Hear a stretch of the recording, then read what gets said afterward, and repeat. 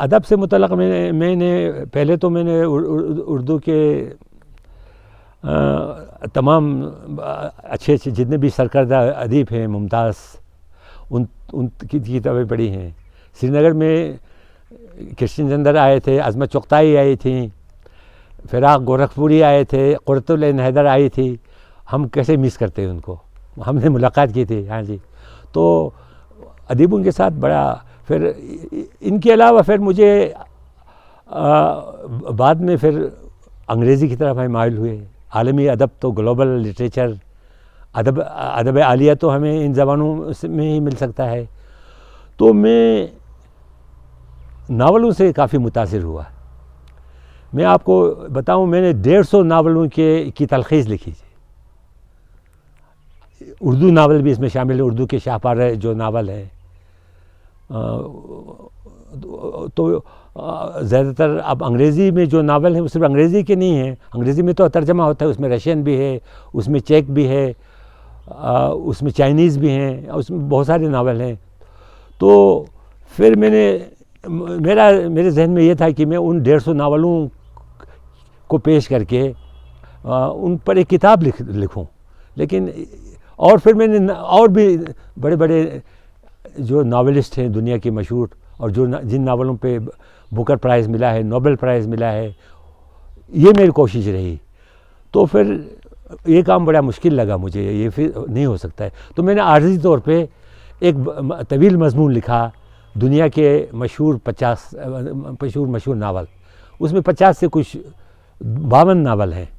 ان 52 ناولوں میں 16 ایسے ناول ہیں اس میں ان کا تذکرہ ہے جن کو نوبل پرائز ملا ہے، کئیوں کو بوکر پرائز ملا ہے، اور کئیوں کو امریکن جو پرائز ہے ان کا کیا بیسٹ پرائز ادبی جو یاد نہیں آ رہا ہے اس کا ذہن، وہ ملا ہے ان کو. جی ان ناولوں کو میں نے پیش کیا. اس کا مجھے فیڈ بیک ٹھیک ملا جی.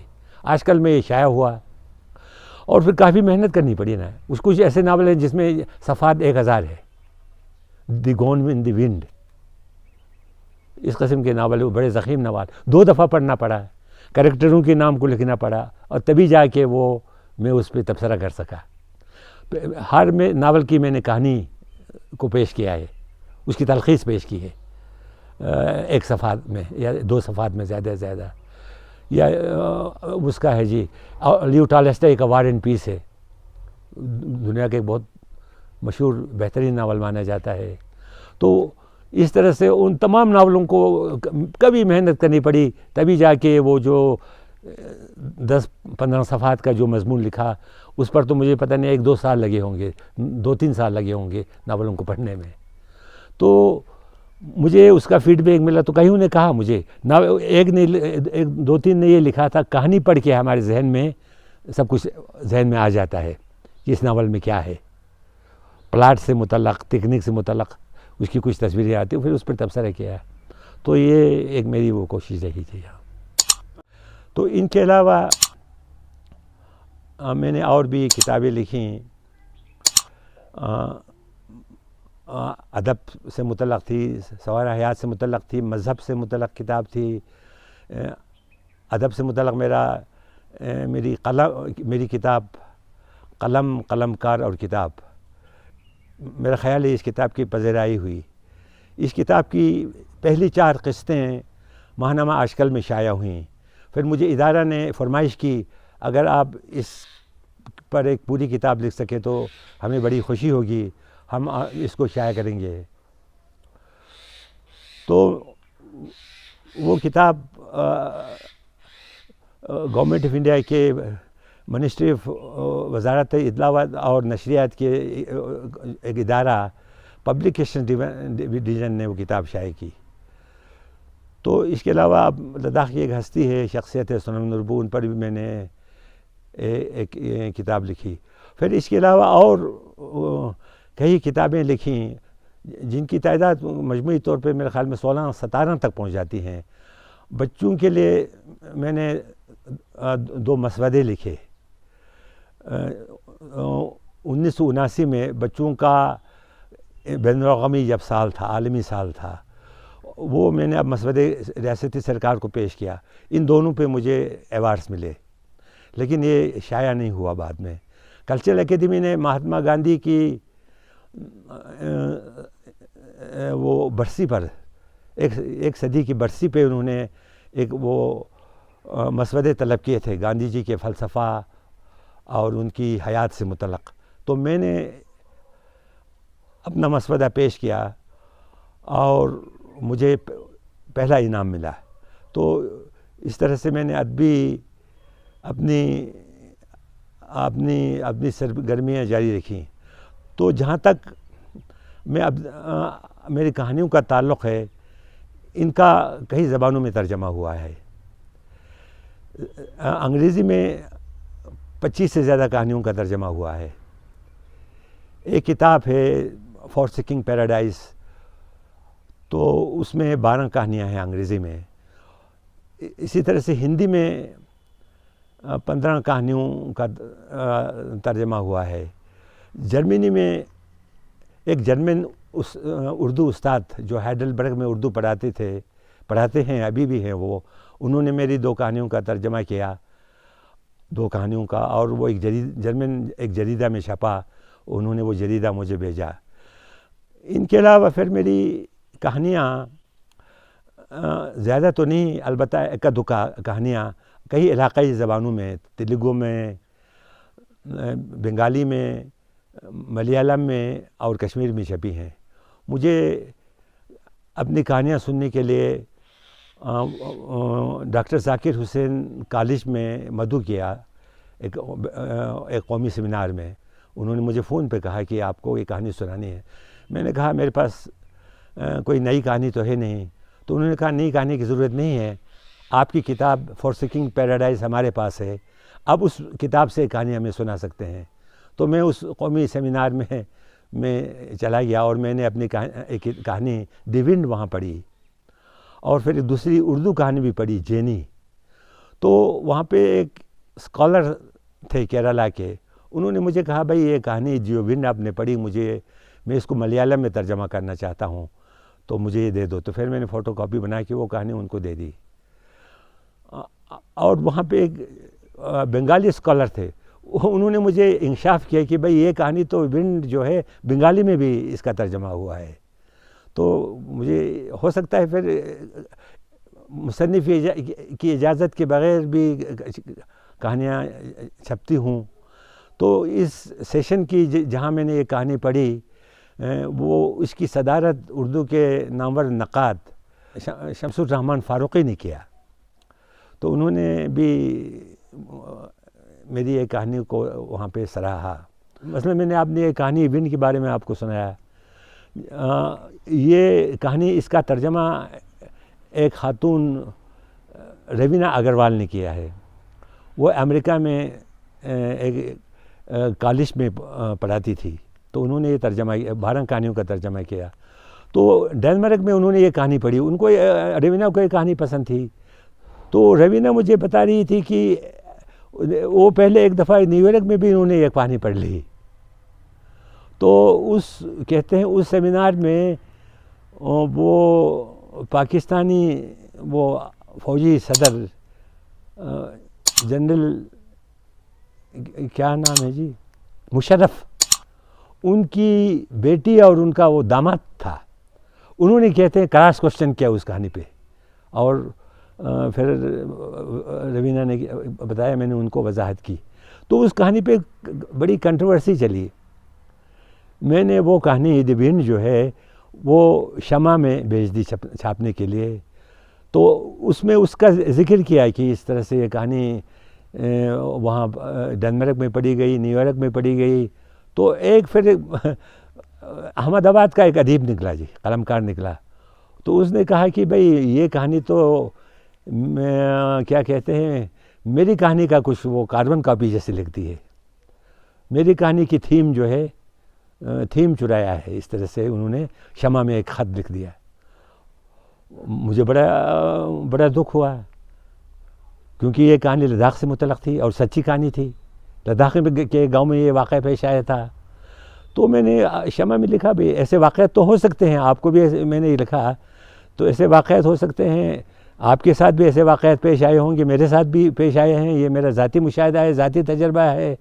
تو پھر اس طرح سے آپ غالب نے اتنی نظمیں لکھی ہیں، غزلیں لکھی ہیں، تو کبھی کبھی مماثلت ہو جاتی ہیں، ملتی ہیں، لیکن انداز بیان الگ ہوتا ہے، مفہوم تو ایک ہو سکتا ہے، تھیم تو ایک ہو سکتا ہے. اس پر کافی کنٹروورسی چلی، تو پھر میں کافی اتنا شوق ہو گیا کہ میں نے یونس دہلوی کو خط لکھا کہ میں تو کورٹ جاؤں گا. تو یونس صاحب نے کہا بھائی نہیں، فیصلہ تو آپ کے حق میں ہو گیا ہے، اب تو بات ختم ہو گئی ہے. تو معاملہ اس طرح سے چل گیا. تو اس قسم کے تجربات تو زندگی میں ہوتے رہتے ہیں. جی ہاں. تو میں آپ کو یہ بتانا چاہوں گا، کئی دفعہ اگر ہم نہیں لکھتے تو نئی نسل کو ان کا علم نہیں ہوتا. مثال کے طور پر سونم نوربو کی مثال ہے. سونم نوربو 1980 میں ان کا انتقال ہو گیا. اب اس وقت کچھ جوان ایسے ہیں جو پوچھتے ہیں، مجھے بھی پوچھا سونم نوربو کون تھے؟ تو انہوں نے میری کتاب نہیں پڑھی ہے جنہوں نے یہ سوال پوچھا. تو زیادہ سے زیادہ بہت سارے لوگوں کو جنہوں نے کتاب نہیں پڑھی ان کو یہ علم ہے کہ سونم نوربو ایک انجینئر ہو گزرا ہے، سونم نوربو ایک وزیر بھی رہا ہے ریاستی کابینہ میں. اس سے زیادہ ان کی معلومات نہیں ہوتی ہیں. لیکن سونم نوربو تو ایک ایسی شخصیت تھی، ایک بحثیت انسان کے.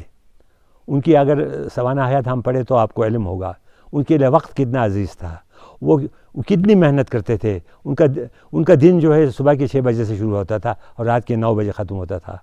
وہ جب ایک مزی بیماری کے کینسر کے شکار ہو گئے تب بھی وہ اپنی چھاتی پہ سینے پہ ہاتھ رکھ کے وہ کام اس قسم کی ان میں بڑی خوبیاں تھیں. اور پھر وہ پبلسٹی تشہیر نہیں چاہتے تھے. وہ جو کام کرتے تھے وہ خدمت خلق کے بہت ساری خوبیاں تھیں. تو میں نے قریب سے ان کو دیکھا تو میں نے سونم نوربو کی بائیوگرافی لکھی. اگر میں نے سونم نوربو کی بائیوگرافی لکھی نہیں ہوتی تو نئی نسل کو پتہ نہیں ہوتا. وہ کہتے ہیں کہ انجینئر گزرا ہے. اب اس کا اردو میں لداخی میں ترجمہ ہوا ہے اور انگریزی میں بھی ترجمہ ہونے والا ہے. اسی طرح سے ایلیزر جورڈن جن کے نام پہ لیہ کا ڈگری کالج ہے، ان کے بارے میں بہت ساری یوتھ کو پتہ نہیں تھا. وہ آج بھی کہتے ہیں ایلیزر بھئی ہاں ایک ٹیچر ہو، ہم نے سنا وہ ٹیچر تھے، وہ لیہ ہائی اسکول میں ہیڈ ماسٹر ہے، لیکن وہ تو ایک مثالی ٹیچر تھے، وہ تو ایک رول ماڈل تھے. جی اس لیے سے رول ماڈل تھے. وہ بی ایڈ کر کے جب لاہور سے لیہ پہنچے تو ان کی ماں، ان کا بھائی تھا، بڑا آفیسر تھا، جن کے آگے پیچھے چپراسی چلتے تھے، جن کا بڑا دبدبہ تھا. وہ چاہتی تھیں کہ میرا بیٹا بھی وہی تحصیلدار بنے. ان کی رشتہ دار سارے یہ چاہتے تھے. اس زمانے میں تحصیلدار بن سکتا تھا، آگے جا کے وہ وزیر بھی بن سکتا تھا. پڑھے لکھے تو ہوتے نہیں تھے، لداخی تو نہیں تھے. لیکن ایلیزر جورڈن نے کہا میں استاد بنوں گا. وہ لے کے مڈل اسکول میں وہ سیکنڈ ٹیچر بنے اور سبوں کو اپنے جو ان کے مداح تھے، جو ان کے ہمدرد تھے، سبوں کو مایوس کیا. وہ ایک استاد کی حیثیت سے لداخ میں کام کرنا چاہتے تھے، نئی نسل میں بیداری لانا چاہتے تھے، تعلیم دینا چاہتے تھے. ان کا وہی جذبہ تھا. تو میں نے پھر ان پہ لکھا، انگریزی میں بھی لکھا ہے، اردو میں لکھا. تو میں نے ایک دفعہ ان کی صاحبزادی جو یہاں پہ سری نگر ویمن کالج میں وہ پرنسپل بھی رہی، ان سے کہا تھا کہ کم از کم وہ ایک فریم میں لگا کے لے ڈگری کالج میں اس کو رکھنا چاہیے تاکہ طالب علموں کو پتہ ہو یہ کیسے استاد تھے. وہ ہمارے ساتھ فٹ بال کھیلتے تھے، والی بال کھیلتے تھے، دریا میں تیراکی کرتے تھے. ایسا میں نے استاد نہیں دیکھا، رول ماڈل تھے. اب اسی طرح سے میں آپ کو بتاؤں رسول گلوان. جی رسول گلوان ہے. رسول گلوان کو میں نے منظر عام پہ لایا ہے. رسول گلوان ایک غریب گھرانے میں پیدا ہوا تھا تو وہ بالکل کشمیر سے لداخ گیا تھا. گلوان نسل سے تعلق رکھتا تھا جس کا کشمیر کی تاریخ میں بڑے ذکر میں کرتا ہے. وہ ایک مشہور گلوان گزرا ہے یہاں بھی. مہاراجہ رنجیت سنگھ کے لیے وہ درد سر بنا تھا، ڈکیتی کرتا تھا، آخر میں وہ شاید پکڑا گیا. تو رسول گلوان اسی خاندان سے تعلق رکھتا تھا. تو ان کی والدہ تھیں، والد فوت ہوا تھا. تو رسول گلوان نے اپنی سوانح حیات لکھی ہے. ٹوٹی پھوٹی انگریزی میں.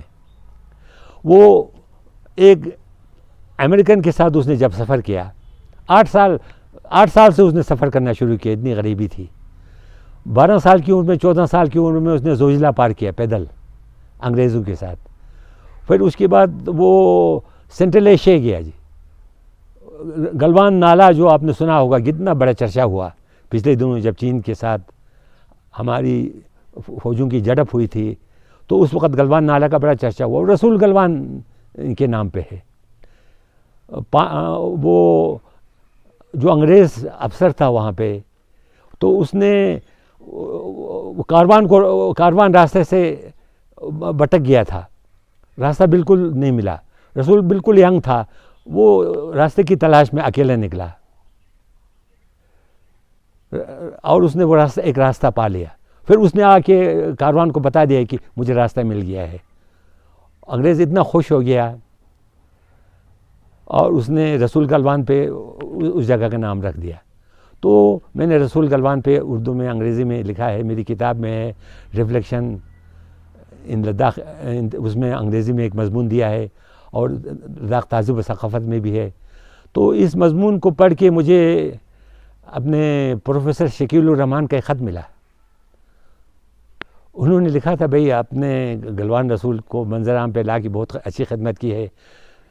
میں تو چاہتا ہوں کہ کوئی فلم ڈائریکٹر کی نظر اس مضمون پہ پڑے اور وہ رسول گلوان کی زندگی پہ ایک فلم بنائے. مجھے آپ نے بہت رسول گلوان کا بہت ہی اچھا نقشہ پیش کیا ہے. تو اس طرح سے اس قسم کے کچھ گمنامی کے ہیں، پردے میں ہیں، ان کو منظر عام لانے میں ہم اپنا رول کیا. کاشو سکندر خان ہیں، اچھے رائٹر ہیں، مورخ ہیں، انہوں نے لداخ پر بہت اچھا کام کیا ہے. ان کی زندگی کا بھی میں نے مختصر طور پر پیش کیا ہے لداخ تہذیب و ثقافت میں. اور منشی اسپلگس جو ہے، ایک لداخ گزرا ہے. کلچرل اکیڈمی آپ کے شیرازہ میں ان سے متعلق مضمون چھپا ہے، اور آپ نے ایک مضمون چھپا ہے، اور پھر وہ مضمون میں نے اس میں کیا کہتے ہیں جی، وہ میری کتاب ہے لداخ کی تاریخ کے اہم گوشے، ان کی تصویر کے ساتھ میں نے منشی اسپلگس کا مضمون دیا ہے. مجھے بہت ساری کتابوں سے منشی اسپلگس کی زندگی کے بارے میں لکھنے کے لیے کڑیاں پلانی پڑی. وہ تمام کڑیاں ملا کر بہت سارے کئی 8-10 سفر ناموں میں ان کا ذکر ہے. وہ انگریزی بھی جانتے تھے اور پرشین بھی جانتے تھے. وہ بڑی حیرت کی بات تو یہ ہے، اس زمانے میں کچھ خاندان فارسی سیکھتے تھے، تو پرشین بھی انہوں نے سیکھ لی تھی، اور اردو بھی ان کو بھی آتی تھی. تو اس طرح سے میرا مضمون ہے منشی اسپلگس پہ. تو اس طرح سے میں نے اپنی طرف سے کوشش کی ہے. اور بھی بہت ساری شخصیتیں ہیں. ہمیں یہ امید رکھنی چاہیے کہ ہماری جو نئی نسلیں ہیں وہ اس کی طرف توجہ دیں گی. اور